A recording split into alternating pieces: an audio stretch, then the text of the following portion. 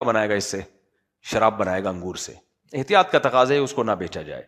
فتوے کا تقاضا کیا ہے کہ جائز ہے بھائی آپ نیت یہ کرو بھائی اللہ ہم تو انگور بیچ رہے ہیں, اب یہ شراب بنا رہا ہے, یہ اس کا ہیڈک ہے, میں تھوڑی اس کو کہہ رہا ہوں کہ تو بنا بھائی, صحیح ہے نا, تو گنجائش ہی ہے. تو فقہا کے اختلاف کا فائدہ ہوتا ہے نا. حضرت مولانا شریف تھانوی رحمہ اللہ تعالیٰ کا ملفوظ ہے کہ اس زمانے میں کاروباری معاملات میں جتنی لوگوں کو گنجائش دی جا سکتی ہے دی جائے, خالص حرام سے بچ جائیں, یہ بہت بڑی بات ہے. شراب کی فیکٹری نہ کھول کے بیٹھے, انگور بیچتا رہے, ٹھیک ہے نا, تو گنجائش ہے اس کی.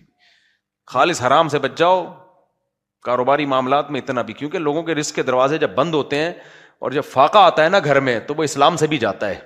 تو اس لیے میرا بھی یہی معمول ہے, حضرت مفتی تقی عثمانی صاحب بھی اسی پر عمل کرتے ہیں, اور ہمارے جامع الرشید میں بھی اسی قانون کو فالو کیا جاتا ہے کہ کمانے میں جو مسائل ہیں نا, کمانے کے, خرید و فروخت کے, اس میں اگر فقہا کی رائے میں اختلاف ہوتا ہے تو ہم گنجائش والی رائے کو ترجیح دیتے ہیں تاکہ لوگوں پر دروازے رزق کے کھلیں. ملک کی حالت تو دیکھو نا.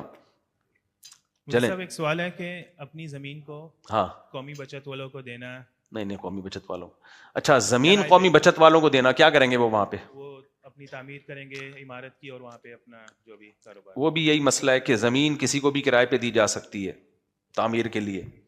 اب اس تعمیر میں وہ آپ نے تو اس کو استعمال کے لیے دی ہے نا, جائز کام کے لیے, وہ اس میں اگر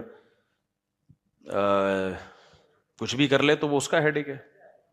ہاں آپ شراب خانہ کھول کے نہ دیں کسی کو, گھر کرائے پہ دے دیا نا کسی کو آپ نے, اب اس میں ناچ گانا بھی کر رہا ہے تو آپ یہ کہہ سکتے ہو میں نے تو رہنے کے لیے دیا ہے بھائی.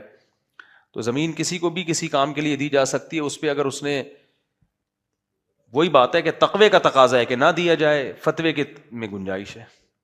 تقوی یہی ہے کہ نہ دیا جائے.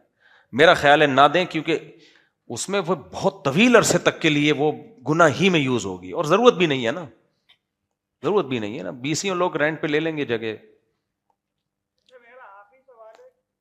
اس کے بعد انتقال ہو جائے گا آپ کا. کہنے میرا آخری سوال ہے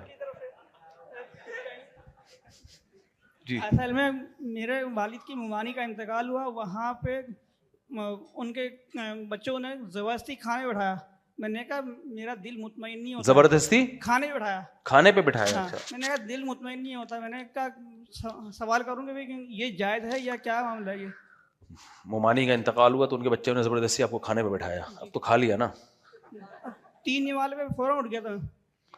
اب مجھے کیا پتا کون سا کھانا تھا, وہ کون سی قسم چل رہی تھی کھانے کی. بعض دفعہ یہ ہوتا ہے لوگ میت کو دفنا کے آتے ہیں, بھوکے ہوتے ہیں, تو وہاں ان کے لیے کھانے کا انتظام کر دیا جاتا ہے, تو وہ ٹھیک ہے.